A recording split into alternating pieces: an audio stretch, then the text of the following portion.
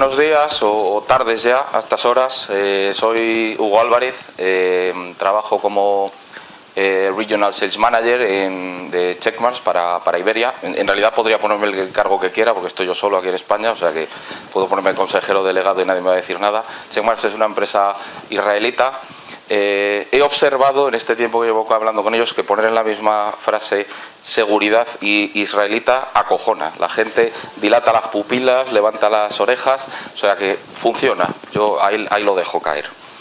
Bueno, ¿de qué vengo a hablaros? Pues después de oír toda la mañana temas tan aburridos como coches conectados, ataques a centrales nucleares, trenes que se conducen solos, yo vengo a hablaros de lo que realmente os gusta y por lo que estáis aquí, del tema más sexy alrededor de la seguridad, que es DevOps. O sea que espero que lo disfrutéis. ¿Qué es DevOps? Esta es la primera gran pregunta. Bueno, hace 4 o 5 años escuchábamos hablar de empresas pioneras, revolucionarias como Netflix o LinkedIn, que aplicaban este tipo de técnicas, de metodologías ágiles para poder sacar más de una versión al día, hacer más de una release, lo cual parecía impensable hasta ese momento cuando se aplicaban otras técnicas de desarrollo en cascada, waterfall y demás. Entonces, bueno, DevOps es difícil de definir, o hay muchas definiciones. La más común es, digamos, la confluencia entre esas 3 patas: el desarrollo, las pruebas y la entrega o la producción del software. Estamos siempre hablando del ciclo del desarrollo de aplicaciones. ¿Y de qué va DevOps? ¿Cuál es el racional detrás de esta metodología? Pues sobre todo lo que ha ayudado a mejorar y a crear esta nueva estrategia que está siendo adoptada masivamente por prácticamente todas las empresas son nuevos procesos. Esto supone un cambio cultural y esto es lo más importante normalmente al adoptar este tipo de metodologías. Las conexiones entre estas 3 piezas que ponemos ahí, la automatización, que para mí es la palabra clave cuando hablamos de DevOps, y por supuesto las herramientas que permiten hacer todo esto. ¿De acuerdo? Bueno, esto es una sopa de letras porque muchas veces cuando hago este tipo de presentaciones pues la gente no sabe de qué estoy hablando cuando hablo de estas letras. A veces yo tampoco lo sé porque no me las sé todas de memoria. Entonces quería simplemente ilustrarlo porque voy a hablar de ellas después, simplemente para que sepáis qué significa cada una. SAST es análisis estático de aplicaciones, IAST es análisis interactivo, DAST análisis dinámico, RASP Runtime Application Analysis y WAF Web Application y OSA para análisis de open source. ¿De acuerdo? Simplemente yo ahí lo dejo también para que quede en la documentación y sepáis de dónde viene cuando hable de ellas ahora. Bueno, ¿por qué es tan importante DevOps o por qué es tan importante respecto al tema de la seguridad las aplicaciones? Pues muy sencillo, el 80% de los ataques de seguridad se producen en la capa de aplicación, a las aplicaciones, contra el software. Entonces, simplemente este dato ya justifica que nos preocupemos un poquito o mucho de la seguridad. ¿Cuáles son las piezas en un ciclo de desarrollo, en una factoría de software o en un equipo que trabaja produciendo nuevas aplicaciones? Hay como 4 fases. En la fase de desarrollo, los desarrolladores pican código. La fase CI, CD, que los voy a explicar luego, integración continua, despliegue continuo, y la fase de producción. Realmente las patas o las piezas que pertenecen a DevOps son las 3 primeras. La cuarta, digamos, es una consecuencia de todo lo demás, pero donde podemos implementar procesos y esta metodología son en las 3 primeras cajas. La seguridad se ha convertido en algo muy importante, crítico. De hecho, ahora ya se habla de DevSecOps en vez de DevOps en muchos foros, porque ya las empresas se han concienciado que es una piececita más que hay que meter entre el Dev y el Ops. Entonces, han aparecido, o ya estaban algunas de las tecnologías de las que os he comentado en la segunda slide, tecnologías que permiten estos security checks o estos análisis a lo largo de todo el proceso. Empezando por el final, lo primero que se ha hecho históricamente son las pruebas WAF y RASP en operación, cuando la aplicación ya está funcionando. Después, viniendo hacia la izquierda, tenemos el análisis interactivo, dinámico y el pentesting, que lleva mucho tiempo y por eso a veces hay la controversia si se pueden meter o no en el ciclo de DevOps, que son en la fase de despliegue continuo, y a la izquierda son las tecnologías más nuevas que han surgido y la tendencia del mercado. Afortunadamente para mí, que me dedico a vender esto, que estamos hablando del análisis estático y del análisis incremental y de las fuentes abiertas, del open source. ¿De acuerdo? ¿Cuál es el proceso viendo cada una de las cajas que os he comentado? Recordar, desarrollo, CI, CD, producción. Desarrollo, ¿cuál es el proceso de un desarrollador? De un tío que está picando código. Recoge el código desde un repositorio, se lo baja, se lo pone en su IDE, que es su interfaz para picar código, para desarrollar, el que sea, lo compila y lo devuelve al paquete general, digamos a la aplicación gorda, donde él ha puesto una piececita, una función, una llamada a otro sitio. Este es el proceso general de cualquier desarrollador del mundo, ¿de acuerdo? Esto mucha gente de aquí, o casi todos lo sabéis, lo siento, pero bueno, tenía que hacerlo para poder empezar a hablar de la parte de seguridad. La caja de CI, la segunda caja, recordáis, esto es Continuous Integration. Esto es el proceso de integrar el código, estas piececitas que pone el desarrollador, que crea el desarrollador en el código general. El reto es que funcione, que no provoque ningún desastre en el código general y que todo vaya fluido y, una vez más, automatizado. Por lo tanto, esta parte de CI, de Continuous Integration, es sobre todo una cuestión de herramientas, de tener el repositorio adecuado, la máquina de compilación, el IDE, todas las piezas para que se hablen entre ellas, estén integradas y puedan hacer fluir el proceso sin necesidad de intervención humana, ni llamar al tipo de IT que siempre está de mal humor cuando le pides algo y tarda 3 meses en contestar. No, vamos a evitar eso y de ahí esta nueva tendencia o esta nueva filosofía, ¿de acuerdo? Respecto a la siguiente caja, CD, Continuous Deployment, es, digamos, el proceso en el cual, una vez que se ha producido el código, fluye hasta el usuario final, hasta entrar en producción, de una manera automática. ¿Qué necesitamos para hacer esto? Que parece mágico. Tenemos que organizar las pruebas que se hacen en el software, los entorno de desarrollo, de preproducción, de producción y el despliegue, que es la parte casi más peliaguda, de manera que se automatice lo más posible una vez más y no haya intervención humana ni nada manual. Esto hay que hacerlo pues con criterios lógicos y mucho sentido común, como os explicaré luego.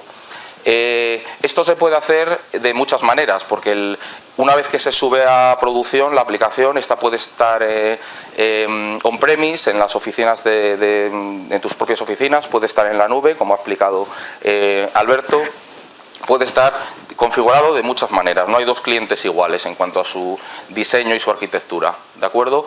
Entonces depende de eso y depende del tipo de aplicación que estemos manejando. Esto siempre pasa en DevOps y más relacionado con la seguridad. No es lo mismo para un banco una aplicación de online banking donde están, sabemos, todos los rusos y chinos disparando para intentar llevarse las cuentas bancarias o los datos de los usuarios, que una intranet que, siendo peligroso, no es lo mismo el impacto, ¿de acuerdo? Que se lleve algunos datos internos de lo que sea, ¿de acuerdo? Una diferencia, porque muchas veces las siglas estas CD son un poco maquiavélicas, porque se pueden utilizar con dos significados: Continuous Delivery o Continuous Deployment. ¿Qué diferencia hay? El proceso es todo lo mismo, el proceso de automatizado del despliegue del software, que os contaba. Se recoge el código, automáticamente se pasa a hacer las pruebas unitarias, automáticamente se pasa a la integración, a la compilación de todo el software en el paquete general, digamos, y se hacen las pruebas de aceptación. Y aquí viene la diferencia. En el Continuous Delivery hay una intervención manual para, con el criterio de, viendo cuáles son los resultados de las pruebas de aceptación, pasar o no pasar a producción. En un proceso de Continuous Deployment, que es una tendencia, pero es más difícil llegar a ese estatus de madurez, el criterio es automático. Se ponen unos criterios de paso a producción y lo hace el sistema, digamos, el proceso automáticamente. Una regla general muy importante en la seguridad es que cuanto más a la derecha estés en tu proceso de DevOps, cuanto más estés hacia aquí, hemos visto que el estado máximo de madurez es el Continuous Deployment o el Continuous Operation, que llaman los expertos. Más a la izquierda debes estar, antes debes empezar a hacer las pruebas de seguridad, ¿de acuerdo? Esto es un proceso como simétrico. Estás más a la derecha en el proceso de automatización, tienes que empezar antes para hacerlo. ¿Por qué? Bueno, pues básicamente por evitarte problemas en el futuro, una vez que empiezas en el ciclo de desarrollo. Esta slide les encanta a los financieros y a los managers, porque aquí por fin ven dólares aquí en esto, en todo este discurso de seguridad. Estos datos siguen vigentes después de unos cuantos años y siguen siendo válidos. Los hizo el Instituto Ponemon. Una vulnerabilidad detectada en fase de desarrollo, su remediación cuesta $80. Cuando pasamos a la fase de build se triplica por 3, cuando pasamos a la fase de pruebas se multiplica por más de 10 y cuando pasamos a producción estamos multiplicándola por 100, en $7.600, más todos los costes reputacionales de los cuales ya se han hablado aquí, que se lo digan a los señores de Equifax con una tontería que tenían, porque era una tontería de remediar el Apache Struts, una vulnerabilidad conocida que les costó pues en reputación no sé cuántos cientos o miles de millones y alguno probablemente hasta visite la cárcel. O sea que esta slide simplemente justificaría por qué tienes que empezar antes. ¿De acuerdo? Respecto a cuál es la forma de introducir la seguridad en el proceso de DevOps, pues no hay una sola forma, hay muchas, dependiendo del estado de la empresa, en qué estado de madurez esté, cómo despliegue el software, cuántas releases haga. Por ejemplo, empezando en el final otra vez, podemos estar en una empresa que haga una versión nueva de una aplicación cada 2 meses, 3 meses, existe y no pasa nada, puede tener lógica con su modelo de negocio, donde unas pruebas interactivas o unos pentesting tengan sentido y puedas permitirte seguir trabajando en continuous deployment, que recordar que es, digamos, el estado más avanzado dentro de la automatización. Esto en una empresa como Salesforce, por ejemplo, es un cliente importante nuestro que saca una release cada minuto, es imposible, porque las pruebas tardas en hacerlas 3 horas, luego en esas 3 horas has sacado 180 versiones nuevas. Entonces hay que ver el ritmo que sigue la empresa y cómo puedes estar en continuous deployment o qué requerimientos necesitas, ¿de acuerdo? Es importante saber dónde pones el control de dependencias para saber si sigues o no en el flujo, ¿de acuerdo? Y siempre es fundamental, lo que decía antes, de llevarlo a la izquierda. Esta parte de aquí, de Continuous Integration, tener en cuenta que las empresas la realizan varias veces al día, normalmente, es un proceso que se hace a diario.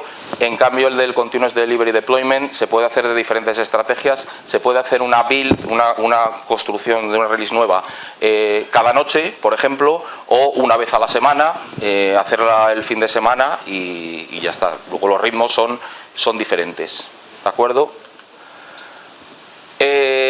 Fundamental, no podemos permitirnos que la seguridad, que es algo también de lo que han hablado anteriormente, Alberto, sea el motivo de romper la build, de no poder pasar a producción. Cuando se rompe ese proceso, impacta a todo el mundo. Si tenemos a 40 desarrolladores, tenemos en ese momento a 40 parados mirando para el techo sin poder hacer nada y crea pues muchas tensiones en las organizaciones, ¿de acuerdo? Para evitar esto hay que empezar, como decíamos antes del CI, de la etapa de CI, en la etapa de desarrollo idealmente. Si tienes 365 desarrolladores en tu empresa, que es una cifra, bueno, una empresa ya respetable, pero no muy extraña, y cada desarrollador rompe la build una vez al año, tenemos de media una ruptura por día. Esto es un gasto inasumible, aparte de unas fricciones y unas tensiones tremendas. Bueno, sobre esto se ha escrito y se han hecho todos los chistes posibles en los equipos de desarrollo. Este es el tema favorito de ellos, la ruptura de la BIL. Bueno, ya ha ocurrido, como dirían mis amigos de Goma Espuma, o campos de soledad, mustios collados. ¿Qué hacemos ahora? Pues pasamos a analizar por qué es tan importante o por qué es tan crítico la ruptura de la BIL. Esto choca con el ciclo de DevOps por dos motivos. La velocidad.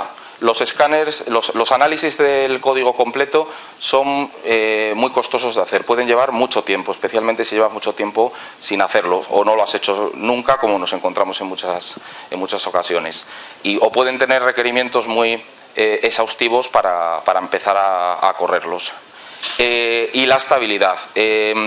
Si se produce una ruptura de este proceso por la seguridad, tiene que estar muy bien justificado por qué ha pasado. Luego la precisión, que en este caso estamos hablando de falsos positivos, tiene que ser lo más alta posible para evitar estas tensiones y parar el proceso sin ningún motivo real.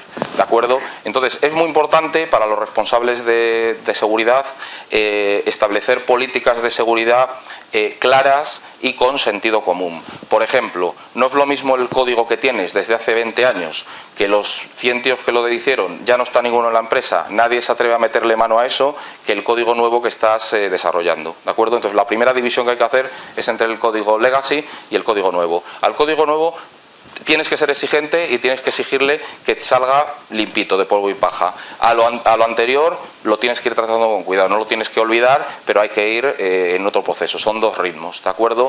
Hay que hacer políticas evolutivas que permitan ir atacando cada vez más vulnerabilidades y con diferente nivel de criticidad, que es clasificarlas por la tipología. No es lo mismo una SQL injection, que es una cosa muy dañina, o un cross-site scripting, que otra tontería de los comentarios del código.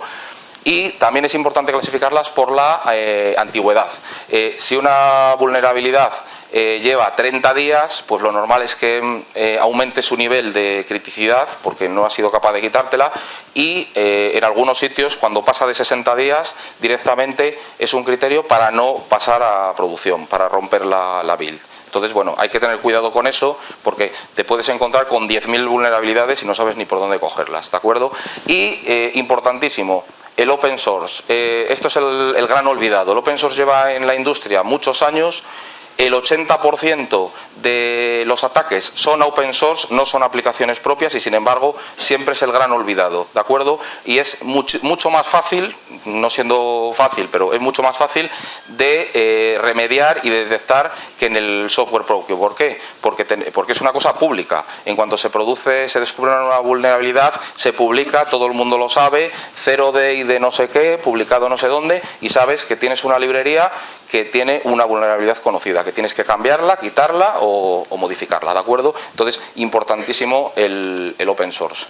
Bueno, sobre esto ya he hablado, la necesidad de llevártelo a la izquierda, y, por último, los 3 mensajes claves de la presentación.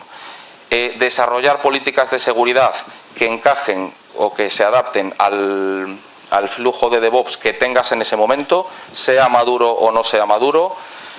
Desplazar siempre la seguridad lo más a la izquierda que puedas, dependiendo de cómo el estado de automatización que tengas, y recordar como una cosa muy importante, donde se producen la mayor parte de los ataques, el open source. Y yo creo que ya está. Muchas gracias.